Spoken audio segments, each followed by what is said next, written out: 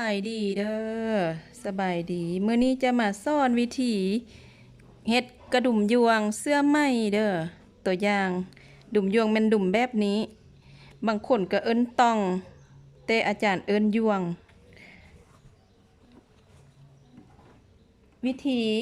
ขั้นทำอิฐเลยเฮามาเบิ่งที่ผ้าหลังจากหยิบเสื้อแล้วเนาะผ้าเหลือของเสื้อมันมีหลวงตั้งกับหลวงนอนเด้อผ้านี่นะ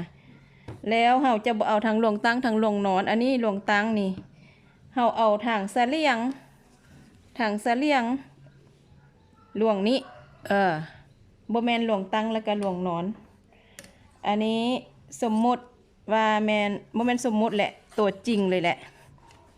นี่ผ้ามันเป็นแบบนี้นี่ครอบผ้าอยู่นี่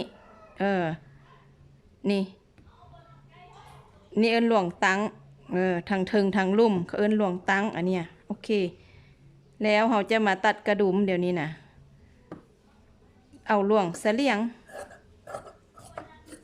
เป็นหยังจึงว่าหลวงเสลียงเพราะว่าเดี๋ยวเบิ่งหนึ่งสิเฮ็ดให้เบิ่งว่าเป็นหยังจึงว่าเป็นหลวงเสลียงหลวงตั้งเนาะเฮ็ดดุมมาแล้วเนาะหลวงตั้งนี่นะมันบ่ยืดเห็นบ่หลวงนวลมันก็บ่ยืดหลวงเสลียงนี่มันยืดได้เห็นบ่ยืดโอเค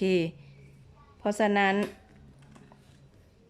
เพื่อเป็นความสะดวกแล้วก็ความงามเฮาเฮ็ดหลวงเสลียงเวลาหยิบนี่ก็ดุ่มที่งามแท้ๆเด้อยวงที่งามแท้ๆมันยวงที่น้อยที่สุดกลมที่สุดพยายามเฮ็ดให้ได้อันที่น้อยที่สุดอันนี้อาจารย์ตัวอย่างให้เบิ่งแบบไวๆเด้อ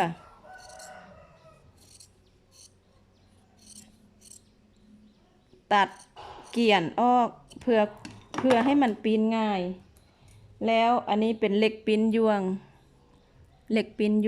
มันจะมีศพเป็ดอยู่นี่โอเคมีคือศพเป็ดอยู่นี่เอาศพเป็ดปีนลงแล้วเอาซอดใส่ยวงที่หยิบแล้วหั่นซอดแล้วให้ศพเป็ดมันนะเจาะบอนนี้ไว้โอเคแล้วครับแล้วปีนกับคืนค่อยๆเด้อวิธีนี้อันนี้ก็แล้วแต่เทคนิคของแต่ละคนเด้อปีนกับมันจะเป็นระดับนี้โอเคยวงประมาณจะตัดไว้ประมาณนิ้วหนึ่งหรือนิ้วปลายนี่แหละความน้อยใหญ่ก็แล้วแต่ขนาดของดุมเด้อว่าเฮาสิเอาซ้ำใดดุมใหญ่เฮาก็เอาใหญ่ตามดุมเวลาเฮาหยิบดุมน้อยเฮาก็เอาน้อยตามดุมโอเคจะ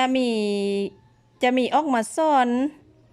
ผักหยิบนี่ห้ากะออกมาเด้อห้ากะเปิดใหม่ผักหยิบนี่เด้อจะมีออกมาซ่อน